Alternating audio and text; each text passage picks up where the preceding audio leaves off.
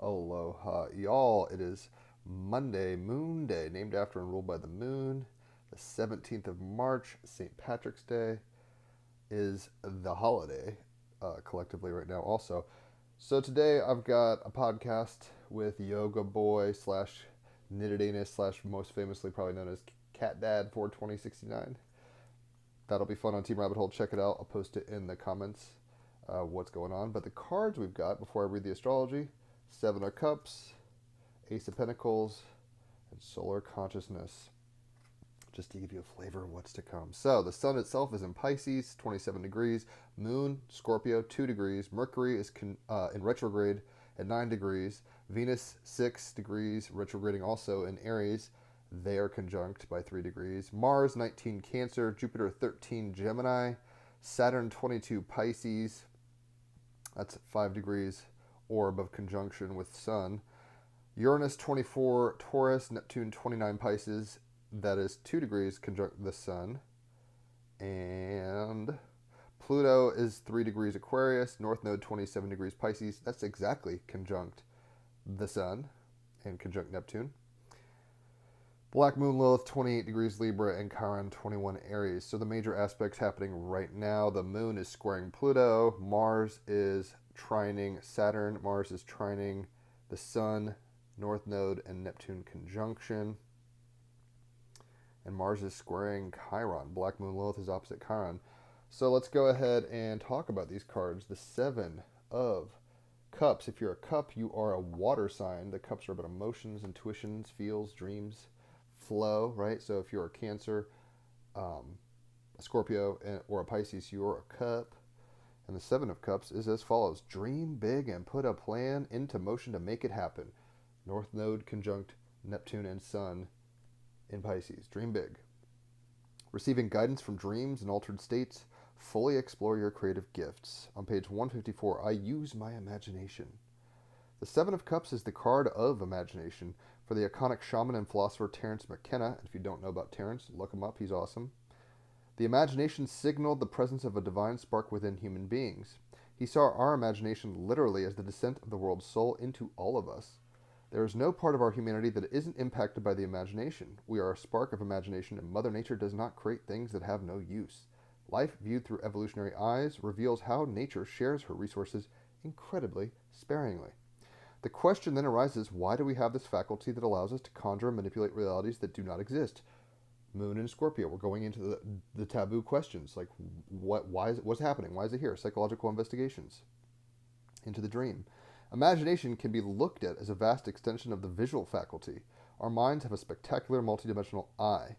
In the artwork, the character's physical eyes are covered, but we are gifted a window into what he is seeing through the inner eyes. We get to see into a whole other reality. It's kind of like when Neo is blind, and he still sees very much this color, actually, in the Matrix, but he has no physical eyes. Out of each hovering cup arises a spectral image, the human head symbolizing the mind or the ego that can either guide with wisdom or become self-obsessed and irrational. Mercury conjunct Venus, both retrograding in Aries. It's Chiron in Aries. The bat, symbolizing the power of vision, both inner and outer. The mask, symbolizing deceptions or the personas, masks we all wear. The mushroom, symbolizing our symbiotic relationship with our other earthly life forms. The lightning bolt, symbolizing spirit coming to earth. Gold coins, symbolizing wealth and abundance, and the star geometry symbolizing structure and creativity. The most obvious place imagination offers the highest value is the domain of human creativity. The activities of producing art, architecture, creative writing and poetry, music, theater, dance, they can all be seen as fingerprints of imagination. They are the evidence of its touch. It's as if the imagination leaves clues everywhere to show where it has been. Unlike a thief who is careful not to leave fingerprints, imagination wants to be discovered. It wants us to know that it is right here in full view. The Seven of Cups calls you to explore your imagination fully, to delight in the fact that you can imagine at all. If you look, you will discover a paradox, Jupiter and Gemini. It is impossible for you to imagine not being able to imagine. Sun in Pisces, conjunct North Node and Neptune. In Pisces, Neptune also conjunct there. I always misspeak. Mercury retrograde. As we move ever more into the domain of virtual or light realities like VR, the intractability of physical matter is no longer a restriction. The internet, look where we can go, and it's not physically in front of you. It's like a virtual tour. We can build anything our minds can entertain. Here, the fingerprints of imagination are algorithms instead of canvas, clay, or physical movements. Imagination is effectively the new currency of these light-based realms. Importantly, there are always blessings and burdens. With fewer and fewer restrictions upon what we can create, the issue of morality takes center stage.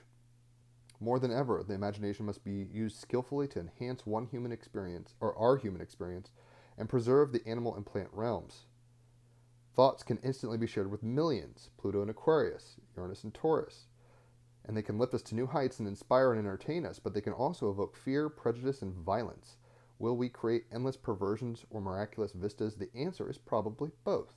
When your mind projects fear into the world, tremendous damage and happiness can be the result. The acronym FEAR, F-E-A-R, standing for False Evidence Appearing Real, is a powerful prompt, a reminder to bring awareness and powerful questions to bear on life situations around you. Bring new vistas to life and make them tangible with love. Stop the bullets, like Neo. You can imagine so much. It's like an Inception. Dream bigger, darling. You must dream bigger. So dream big and put a plan into motion to make it happen. Receive guidance from dreams and altered states. Terrence McKenna approved.